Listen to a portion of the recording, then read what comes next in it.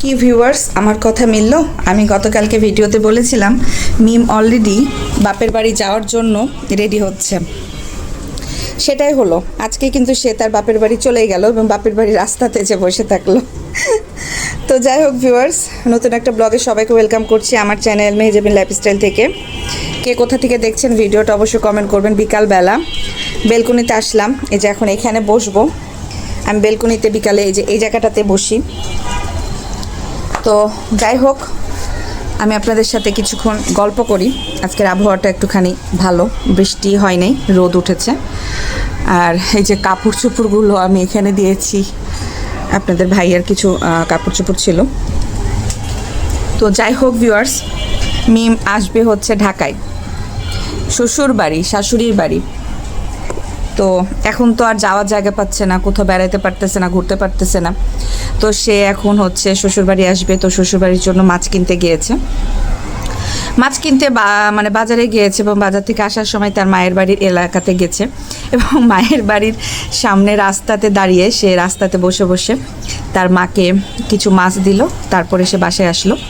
তো সে কিন্তু একটা সপ্তাহ কি আর বলবো, একটা সপ্তাহ যায়নি ভিউয়ার্স। একটা সপ্তাহ আগেই সে কান্নাকাটি করে এসে বলল খুকির কাছে হাত জোর করে যে বোন, আমি আর তোর বাড়ি যাব না বোন, মাফ কর বোন, বাঁচতে দে বোন। না বাবা, আমি আর যাব না বাপের বাড়ি, আমার কোনো বাপ নাই, আমার কোনো ভাই নাই, বোন নাই, আমার কোনো বাড়ি নাই, আমি আর যাব না। কিন্তু দেখেন এক সপ্তাহ হয়নি, এক সপ্তাহ হয় নাই, হ্যাঁ, সে আবার গিয়েছে বাবু কাল্লারে নিয়ে। একটা জায়গায় আপনি চিন্তা করেন, যে জায়গাতে আমি অপমানিত হয়েছি, যে জায়গাতে আমার হাজব্যান্ড মার খেয়েছে, আমার শাশুড়ি মার খেয়েছে, আমার ননাস মার খেয়েছে, তারপরে এত বড় সোশ্যাল মিডিয়াতে এসে সবাই জানাজানি হয়ে গেল। তো চক্ষু লজ্জা বলেও একটা জিনিস থাকে, মিনিমাম তো 1-2 মাস তো যাওয়া উচিতই না ওইসব মানে এরিয়াতেই যাওয়া উচিত না, এলাকা তো বাদ।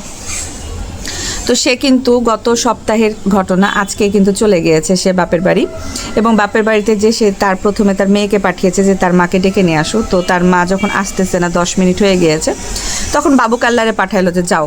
তো বাবু কাল্লা কিন্তু সে বাড়ির ভিতরেই গেল, কিন্তু মিম ভুতুরি যায়নি। মিম ভুতুরি বাড়ির সামনে যে রাস্তাটা ছিল, তো ভুতুরি ওই রাস্তাতে দাঁড়িয়েছিল আর বাবুকে পাঠালো যে তুমি যাও, যে দেখো মা কেন আসতেছে না। তো বাবু কাল্লা গেল, তারপরে তার মাকে ডেকে নিয়ে আসলো। তার মা ছিল গোসলে। তো যাই হোক, সব কিছু মিলে সে যখন আসলো, আসার পর তার মা বললো বাড়ি চল। বলছে না যাবো না। হ্যাঁ, আবদিয়া বলতেছিল এসে, মানে মিমের মেয়ে, যে বাড়িতে ডাকতেছে, তুমি বাড়ি যাবো না? তখন বলতেছে হ্যাঁ যাবো, যখন যাওয়ার সময় হবে তখন যাব, এখন যাব না, এমনি বলতেছে ক্যামেরার সামনে। তো যাই হোক, সব কিছু মিলে আমার কাছে হাস্যকর লাগলো যে এদের কথার একদমই কোনো ঠিক নাই। তো ফুল ব্লগটা দেখবেন, ফুল ব্লগটা দেখলে আপনারা বুঝতে পারবেন যে আসলে তারা যে নাটকবাজ বা তারা কি করতে চাচ্ছে সেই জিনিসটা আমি আপনাদের সাথে শেয়ার করব। তো আজকে গিয়েছিল, সে তার মাকে মাছ দিল এবং মাছ টাছ দিয়ে তারপরে চলে আসলো। মানে সে ফুল ক্যামেরাতে দেখালো যে আমি বাড়িতে যাইনি, আমি খুকির বাড়িতে প্রবেশ করিনি, আমি খুকির বাড়িতে পা দিইনি। গত একটা সপ্তাহ আগেই সে কান্নাকাটি করে বলল যে আমি আর জীবনেও বাড়ি যাব না, আমার কোনো বাড়ি নাই, বাপ নাই, ভাই নাই, আমি কোনো দিন বাড়িতে যাব না, এবং বাড়িতে যদিও যায় মা বাবার সাথে দেখা করতে প্রয়োজনে যাব, আমি 1 গ্লাস পানিও খাবো না, আমি হচ্ছে বাড়িতে পা দিব না, এরকমভাবে বলেছিল। আর বাবু কাল্লা যেখানে মার খেয়ে আসে, কাল্লা তো লজ্জা থাকা উচিত যে কাল্লা ওই বাড়িতেই যাবে না। আচ্ছা, আর একটা জিনিস বলি, সে ভিডিওতে প্রথমে ক্যামেরা অন করে, মানে মিম ভুতুরি আর কি, ভুতুরি ক্যামেরা অন করে বলতেছে যে সাবিনা আপাকে ফোন দিয়েছিলাম, কারণ 2টা বাচ্চা নিয়ে তো যাওয়া সম্ভব না। তো ভেবেছিল যে সাবিনার বাড়িতে 2 বাচ্চাকে রেখে তারপরে বাবু কাল্লার সাথে প্রেম করতে যাবে মোটরসাইকেলে করে। হ্যাঁ, তো সেটা আর হয় নাই। তো সেটার জন্য সে যখন সাবিনাকে ফোন করে, তো সাবিনা বলে যে সে নাকি মরিয়মের স্কুলে যে ফাংশন হচ্ছে সে ফাংশনে আছে। তো এই কারণে সে 2টা বাচ্চা নিয়েই মানে যেতে বাধ্য হলো। তো আমার কথা হলো, সে যেহেতু তার মায়ের বাড়িতে যাবে না, হ্যাঁ, তো সে মাছ কিনতে যাবে, সেখানে তো বাবু কাল্লারে পাঠানো উচিত। বাবু কাল্লা একটা ছেলে মানুষ, সে মোটরসাইকেল নিয়ে মাছ কিনতে যাবে, মাছের বাজারে যাবে, মাছ কিনবে, তারপরে তার শাশুড়িকে যেটা দিয়ে বাসায় আসবে। আর মিম ভুতুরি 2টা বাচ্চা নিয়ে সংসারে কাজকর্ম করে, রান্নাবান্না করে সংসারে থাকুক, বাসায় থাকুক। এই ভুতুরি সারাদিনে বাবু কাল্লার পিছনে মোটরসাইকেলে করে ঘোরাঘুরি করে, কারণ কাল্লাকে তো সে বিশ্বাস করে না। কাল্লা যদি অন্য গোয়ালের গরুতে যা মুখ দেয়, এই কারণে মিম ভুতুরি কখনো কাল্লাকে সাতছাড়া করে না। এই বাবু কাল্লারে নিয়ে সারাদিন ঘুরে বেড়ায়, মোটরসাইকেলে ঘুরতে তার খুব ভালো লাগে।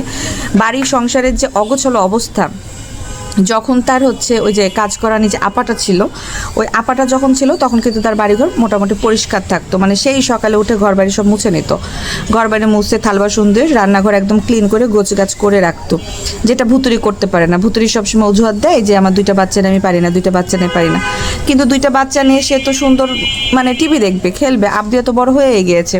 একটা ঘরের ভিতরে দরজা লাগে, যদি 2টা বাচ্চাকে রেখে সে ঘরের কাজগুলো করে নেয় সেক্ষেত্রে তো সুবিধাই হয়। কিন্তু ভুতুরি তো কাজের লাইনে, ভুতুরি শুধু পারে পেট ভরে খাইতে, রান্না করতে আর শুয়ে থাকতে। তো সব কিছু মিলিয়ে সে ভুতুরি মোটরসাইকেলে করে বাবু কাল্লার সাথে সে ঘুরতে গিয়েছে, মাছ কিনছে মাছের বাজার থেকে, শাশুড়ির জন্য মাছ কিনে নিয়ে যাবে, বেল্লাল ভাইয়ের জন্য মাছ কিনে নিয়ে যাবে। আচ্ছা, শাশুড়িই বলে, হ্যাঁ, বেল্লালকে কখনো সে ভাসুর সম্বোধন করে না, বেল্লালকে কিন্তু সে ভাইই বলে। আবার হচ্ছে শারমিনকে সে ননাস সম্বোধন করে। গাছগুলো তো আমার পানি দেওয়া দরকার, আমার গাছগুলো আসলে না, যে বৃষ্টি হয়তো প্রত্যেকটা দিন দেখা যায় বৃষ্টি হয়, বৃষ্টি ছিটানিতে আমার বারান্দা কিন্তু গাছগুলো একদম ভিজেই থাকে, কিন্তু ওই যে আজকে বৃষ্টি হয় নাই। আজকে যে দেখেন একটু আগে কিন্তু রোদটা উঠছে, মানে সূর্যটা ডুববে এই মুহূর্তে রোদটা একটুখানি উঠছে, মানে সকাল থেকে একদম আকাশ অন্ধকার ছিল। আমি কাপড় চোপড়গুলো বাইরে দিতে পারি না, মানে ছাদে দিতে পারি না, বেলকনিতেই দিলাম। তো এখন আমার দেখে মনে হচ্ছে যে আমার গাছগুলোতে পানি দেওয়া দরকার, দিব। ভিডিওটা শেষ করে সন্ধ্যার একটু আগ দিয়ে আমি হচ্ছে গাছগুলোতে পানি দিয়ে দিব অল্প অল্প করে। তো যেটা বলতেছিলাম আর কি, তো সে কিন্তু চাইলেই পারতো, যেহেতু বাবু মোটরসাইকেল নিয়েই বাজার টাজার যাবে, ছেলে মানুষ, সে বাজারঘাট করবে, তারপরে তার মাকে যেহেতু বাবু বাড়িতে গেলই, হ্যাঁ, তার মায়ের বাড়িতে তো সে গেলই, বাবু গেল, মিম ঢুকে নেই, মিম হচ্ছে রাস্তাতে বসেছিল। তো সেক্ষেত্রে তো সে বাবুকে দিয়েই জিনিসগুলো করাতে পারে আর ঘর সংসারের কাজগুলো করতে পারে। তো ওর কাছে মানে বাচ্চা দিয়ে বেড়ানো, এটা আবার কী ধরনের স্বভাব? আর অলওয়েজ সে বলছে, এর আগেও বলছে যে আমার কোনো বোন নাই, সাবিনা আসতে চাইলে আসবে, না হলে নাই। তো সাবিনার বাড়িতে আবার মেয়ে পাঠানোর কী দরকার, মানে একটা সপ্তাহ যায়নি। আচ্ছা, এখানে আর একটা কথা বলি ভিউয়ার্স, 2 থেকে 3 বছর আগে সেম জিনিসটা হয়েছিল, যখন তিশা গিয়েছিল তখন প্রচুর গরম ছিল, গরমের সময় তিশা বাপ্পি সবাই ছিল বাসাতে, হ্যাঁ, তখনও খুকি মিজান কিন্তু তখন দেশেই ছিল, মিজান বিদেশ যাবে, হ্যাঁ, সব কিছু কাজকর্ম করছে, প্রসিডিউর করছে, কিন্তু তখন হচ্ছে মিজান দেশেই ছিল।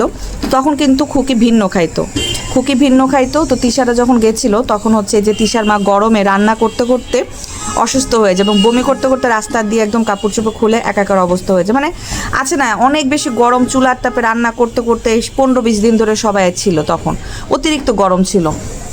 তো যেহেতু খুকি আলাদা সংসার ভিন্ন খায়, খুকি কিন্তু ঘুরে তাকেও দেখেনি, আর তখন কিন্তু তিশারা যে পড়শি বাড়ি এরকম করে অপমান অপদস্থ করতো। তো সেই ক্ষেত্রে তার মা রান্না করতে করতে অনেক বেশি অসুস্থ হয়ে যায়। তো অসুস্থ হয়ে যায় যখন, তখন হচ্ছে রাত্রিবেলাতে তারা হচ্ছে হসপিটালে নিয়ে যায় এবং হসপিটাল থেকে তিশা বাড়িতে আসে নাই, তিশা হচ্ছে সাবিনার বাড়িতে ছিল এবং সাবিনার বাড়ির বারান্দাতে বসে তিশা একটা ভিডিও আপলোড করে এবং বলে যে আমার মায়ের জন্য কষ্ট লাগে, আমার ভাইরা চায় না যে আমরা বাড়িতে আসি, আমার ভাইরা বলছে যে হচ্ছে তোদের জন্য এরকম অবস্থা, মা তোরা আসিস বলে তো এরকম। মুখের উপর অনেকবার মিজান এই কথা বলেছে, আমি আর আসবো না। তখনও তিশা 2 বছর আগে বলেছিল আমি আর আসবো না, আমাদের আসলে কেউ নাই, তো এই জন্য মায়ের কাছে আছি, মায়ের আছে আমি আর আমার আছে মা, তো এভাবে বলেছিল। তো তখনও তিশা মানে কথা দিয়েছিল যে দেখেন, আপনারা বিশ্বাস করবেন না, এটা আপনাদের ব্যাপার, দেখেন আমি তিশা আর আসবো না, এই আমার শেষ যাওয়া। সে সাবিনার বাড়িতে বসে এই কথাটা বলেছিল, বারান্দাতে বসে, যে গাড়ি আসবে, বাপ্পি গাড়ি ভাড়া করেছে অলরেডি, গাড়ি আসবে, আমি চলে যাব। তো তখন এই কথা বলেছিল তিশা। তো তারপরেও কিন্তু কতবার আসছে, ইভেন এই যে শাহিন শারমিনের যে বিয়ের অনুষ্ঠানটা করলো, এই অনুষ্ঠান করার পর যে সমস্যাটা হলো, তখনও তিশা বলেছিল যে এই আমাদের শেষ আসে, আর আসবো না।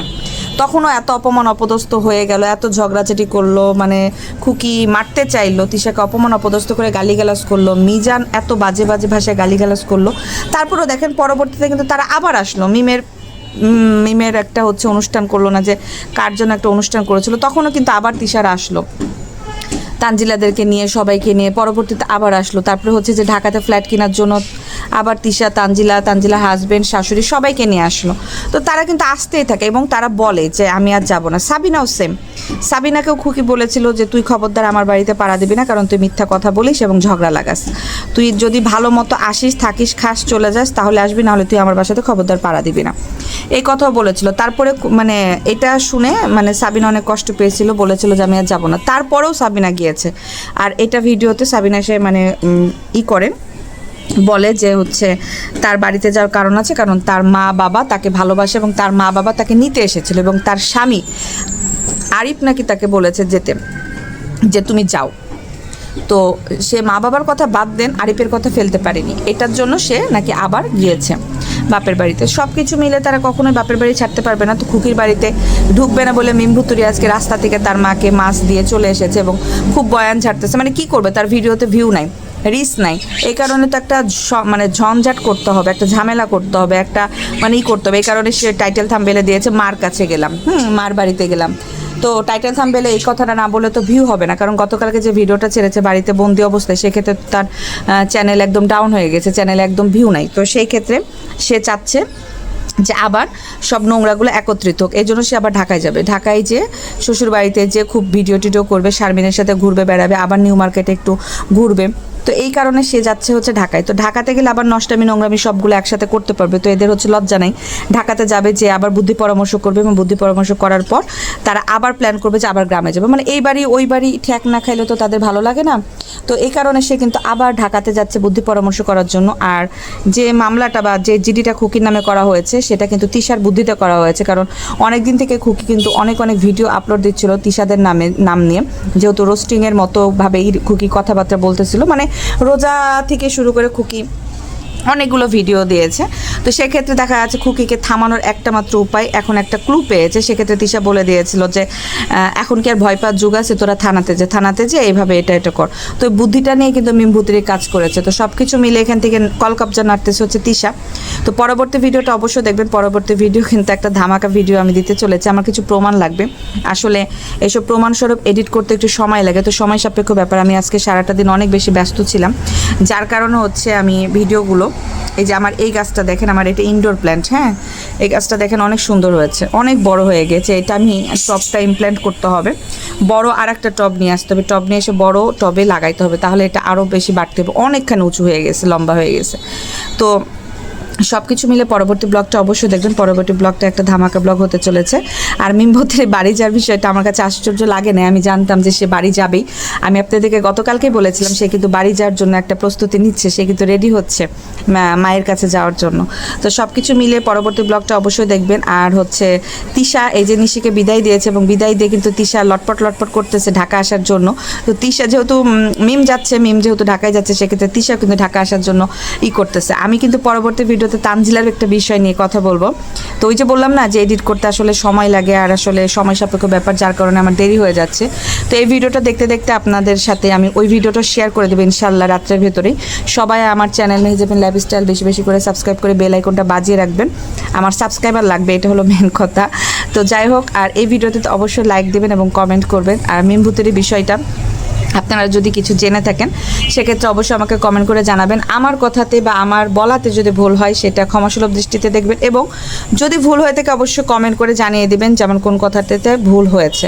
তো এদিকে কিন্তু সাবিনা ফুল এনজয় করতেছে তার পরিবার নিয়ে, এবং মরিয়মের এই ফাংশন নিয়ে সে ব্যস্ত আছে, এবং সেও তার শ্বশুর বাড়ি শাশুড়ির কাছে যাওয়ার জন্য লাফাইতেছে। গতকালকার একটা ভিডিওতে সেও বলেছিল সে তার শাশুড়ির কাছে যাবে, এবং মিমও তার শাশুড়ির কাছে যাচ্ছে। তো সবাই না একটু শাশুড়ি নিয়ে একটু ব্যস্ত হয়ে গেছে। হ্যাঁ, মিম ভুতুরি তো দেখতেছে যে একটা সংসার তো আমি মানে বাদ দিয়ে আসছি, এখন এই সংসারে তো আমাকে শ্বশুর তো মারাই গেছে, শাশুড়ি নিয়েই খাইতে হবে। সো আমাকে ওই বাপের বাড়ি ভাই বোন আর করলে হবে না, আমার নিজেরটা দেখতে হবে। এই জন্য বাবু কাল্লারে নিয়ে আবার ঢাকাতে যাওয়ার প্রস্তুতি নিচ্ছে।